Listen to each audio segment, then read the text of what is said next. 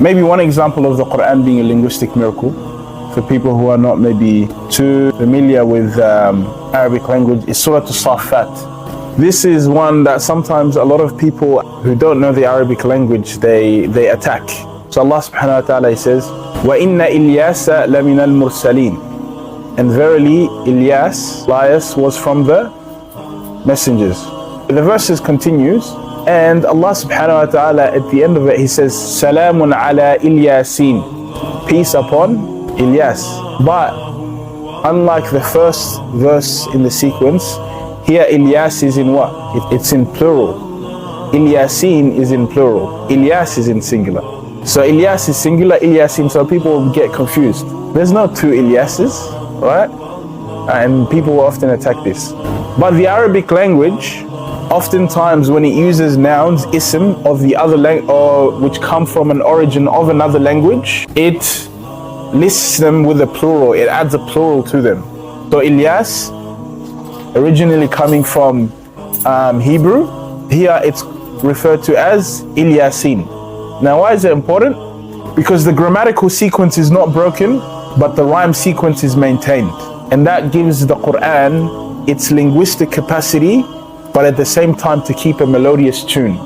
So you go, وَإِنَّ إِلْيَاسَ لَمِنَ الْمُرْسَلِينَ إِذْ قَالَ لِقَوْمِهِ أَلَا تَتَّقُونَ أَتَدْعُونَ بَعْلًا وَتَذَرُونَ أَحْسَنَ الْخَالِقِينَ اللَّهَ رَبَّكُمْ وَرَبَّ آبَائِكُمُ الْأَوَّلِينَ فكذبوه فإنهم لمحضرون إلا عباد الله المخلصين وتركنا عليه في الآخرين سلام على الياسين إنا كذلك نجزي المحسنين إنه من عبادنا المؤمنين.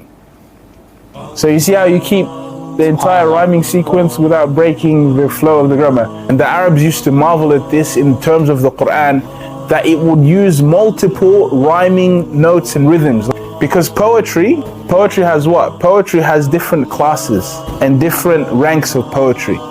And the Quran in singular chapters can flow between one and another while keeping the rhyme sequence, not breaking the grammar, maintaining the meaning, and speaking about a story that happened in a different historical context, a different time, and still conveying the message that is needed to be done. Because usually the poet, if any of you guys would be familiar with music, a poet will break grammatical rhythm in order to what? Keep the rhyme sequence. And sometimes they keep the rhyme sequence, but they're not able to make any sense in terms of the story arc.